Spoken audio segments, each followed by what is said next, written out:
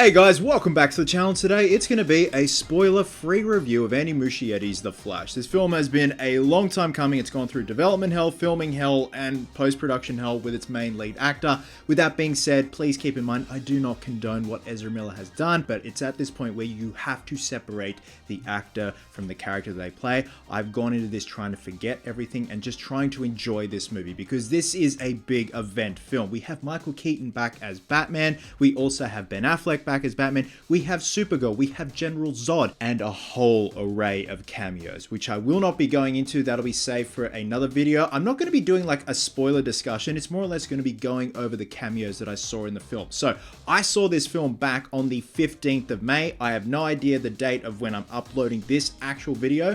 I saw it yesterday, which is the 15th of May. Today's the 16th, so this is back in time, you know, back. So it's one of those things where I just want to do this fresh in my mind and just having it on standby on my laptop ready to go when the embargo lifts and I get the okay from Warner Bros. Because I have done a campaign with them for The Flash, which has been really cool. Like, this is something I've wanted to work towards with working with Warner Brothers, which has been great. You know, we got to see the film early and do a quick little reaction to it.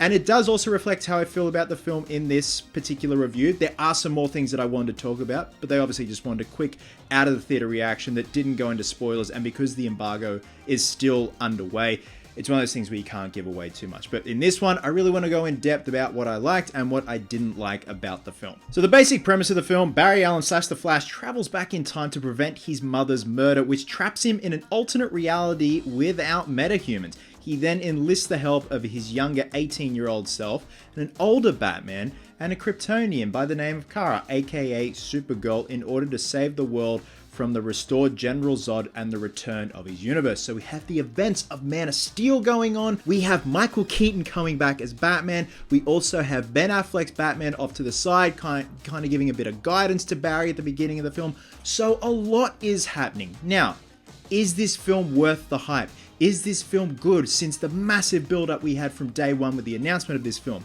Yes, absolutely.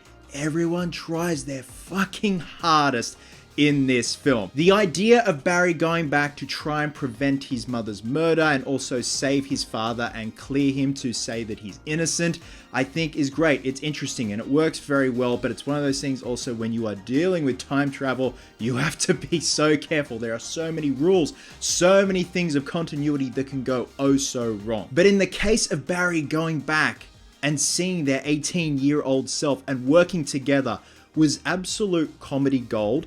Again, I do not condone what Ezra Miller has done in the past, but my God, they killed it. Their performance was so damn good in this film.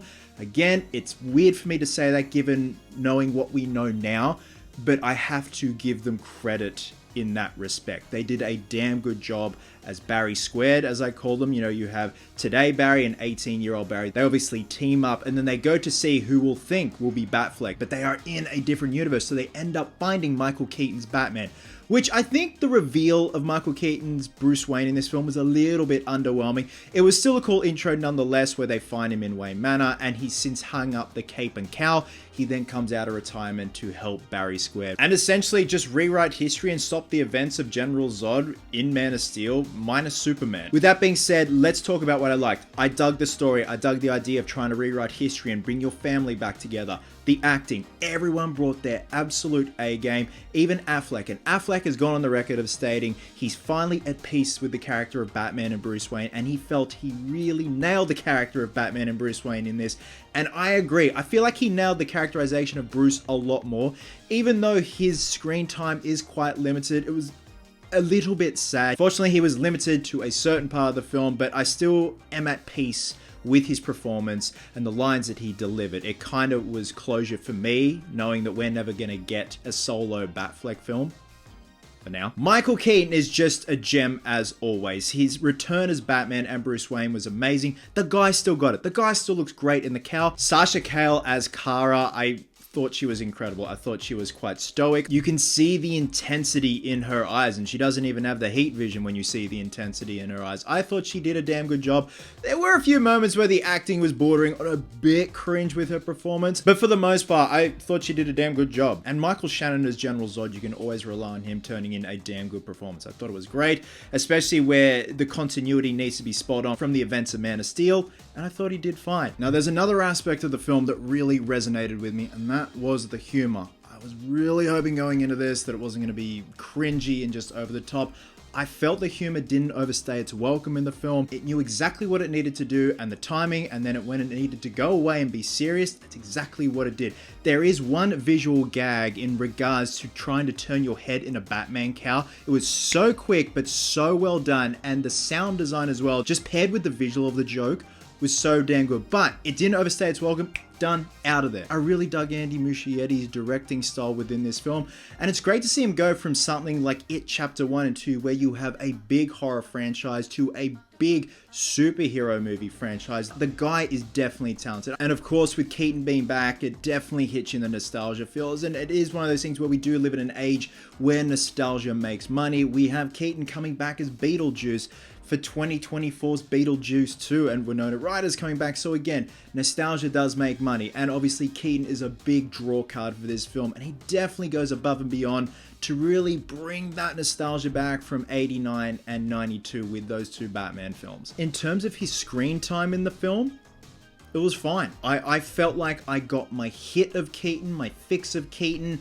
and then when everything was all said and done, the film was wrapped up, I just felt at peace. Much like with Affleck, even though I wanted more screen time with Affleck, I felt what we got of Keaton was pretty damn good. Let's talk about what I did not like in the film. And I have a feeling this is going to be a general consensus. The visual effects. The visual effects were so distracting in this film, and they play a big part in this film. You have the Flash, someone who can run faster than the speed of light and go through time. You are going to need a lot of visual effects, and there are some wonderful, mind-bending concepts in this film that probably looked brilliant on paper in concept art form, but the execution just was not there, I'm afraid. And that included some of the cameos that we see at the end of the film. Again, I will leave that for a separate spoiler discussion video and just talking about the cameos, but I just feel like it missed the mark oh so much. I gotta say, it's such a massive letdown. Again, this film has so much good going for it. It's like when a friend of yours is trying so damn hard and you can see the change and you're like, yes, I'm rooting for you, but there's just one thing that lets them down. It's just like, oh my god, you were so close. This film is still a damn good time, but at the same time, you have these really distracting visual effects that just aren't on par with what Marvel is doing at the moment, and I get it. There is a lot going on. We don't know what's going on behind the scenes, what had gone on behind the scenes in the visual effects department, and I never want to knock an artist's work, but the fact that it was taking me out of the film and taking me out of that escapism experience, that's not a good sign. There are even moments when I'm watching Ben Affleck's Batman with that motorbike chase that we see in the trailer. It's a floating mouth and eyes in the cowl because that was Affleck's stunt double Rick English riding the bike. And at one point, they weren't even going to have Affleck in the suit. It was just going to be his cameos as Bruce Wayne. But then they rewrote it and they wanted Affleck in the suit. So they had to tailor a bat suit that was originally made for a stuntman to now fit Ben Affleck. And you can see that. When you do see the film, you'll see the scenes of Affleck in the suit. And it just looks like they have just overcorrected the cowl and over digitally cleaned up the cowl and parts of the suit. And there are times when the ADR looping, not just on Batfleck, but other characters really out of alignment. And it's, again, quite distracting. And if you're watching this now and you've seen the film, you'll probably get where I'm coming from when I refer to the cameos at the end of the film. It can be quite distracting because it just seems like a bit of a slapdash job. Again, I don't ever want to knock an artist's work. That's just how I feel. So guys, overall, you have a movie with a lot of great things going for it. You have some incredible acting. You have the coming together of different Batman. It definitely is a spectacle film. It's a popcorn film. And I really do hope that it goes down well with everyone because I think this is obviously the cap off for the original DCEU before we transition into the DCU.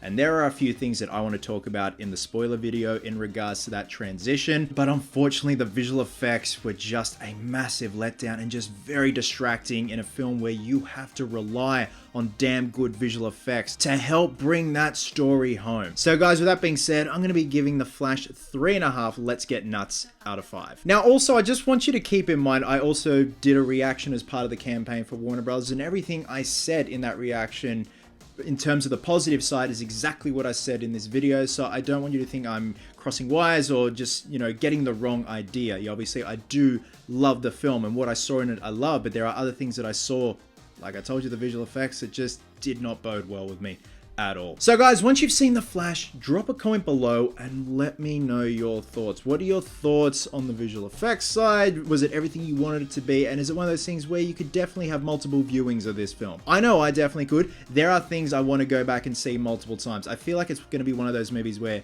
every time you watch it again, you're going to pick something new. Love you guts, and I'll catch you in the next one.